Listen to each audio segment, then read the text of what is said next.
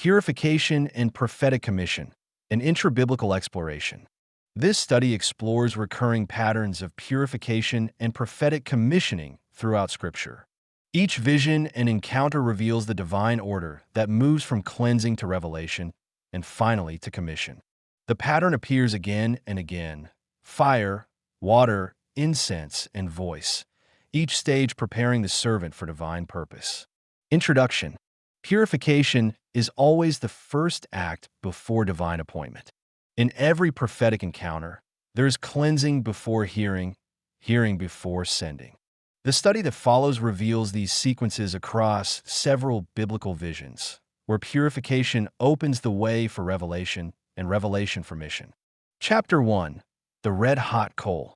Purification and Divine Commission. The journey begins with the image of the red-hot coal. In the vision of Isaiah, a burning coal touches the prophet's lips. The fire removes iniquity, and guilt is taken away. Only then does the voice of the Lord speak. "Whom shall I send, and who will go for us?" Isaiah replies, "Here am I, send me." The fire that once burned in judgment becomes the fire that refines for service. The purified mouth becomes the instrument of divine speech. Chapter 2. Purification through sacrifice, hearing the divine voice. Purification continues through sacrifice. The altar, the offering, and the shedding of blood symbolize cleansing and acceptance before God. When the offering is consumed and the smoke rises, the divine voice follows. In Leviticus, after the priests complete the offering, the glory of the Lord appears, and the people fall on their faces. The order is clear: sacrifice first, then acceptance, then revelation. Atonement prepares the servant to hear. The voice that follows is the seal of divine approval. Chapter 3. Purification through incense and waters, the gentle whisper. In this stage, purification shifts from the outward to the inward. The symbols change from flame to fragrance, from burning to stillness. Incense fills the holy place, the prayer of the righteous ascending before God. Water washes the body, but the Spirit renews the heart. Then comes the gentle whisper. In the story of Elijah, the Lord was not in the earthquake, nor in the fire, but in the still small voice. Only a heart quieted by purification can perceive such a whisper.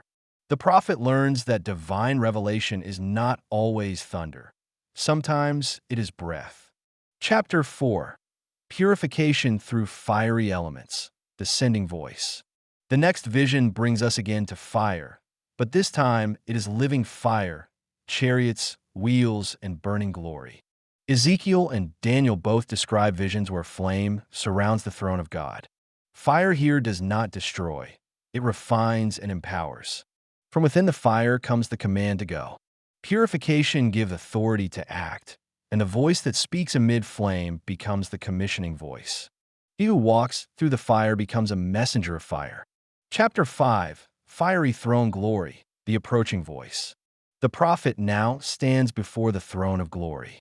Thousands upon thousands attend the Ancient of Days, and the court sits in judgment. Streams of fire flow before him. It is here that the voice approaches, not distant, but near, drawing the prophet into divine counsel. The approach signifies acceptance. To stand before the throne means to be admitted into heavenly service. The purified prophet becomes participant in divine rule, speaking what he has seen. Chapter 6. Fiery Chariot Glory, the standing voice. The final act of purification brings the servant to stand before God. Elijah's fiery chariot represents transformation, from mortal servant to immortal witness. In Zechariah's vision, Joshua the high priest stands before the angel of the Lord. His filthy garments are removed, and clean robes are placed upon him. Then the command comes, "If you will walk in my ways, you shall judge my house." Standing symbolizes readiness.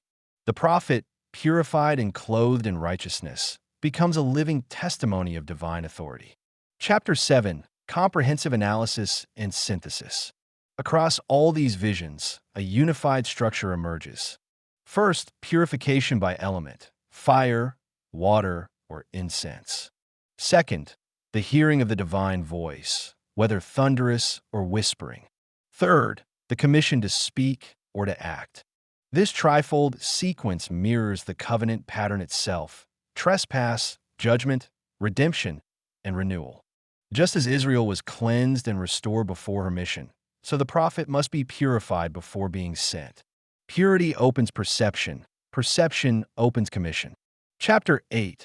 Summary and Conclusion. Purification and prophetic commissioning cannot be separated. Without cleansing, there is no true hearing. Without hearing, there is no sending. The purified vessel becomes the living channel of divine truth.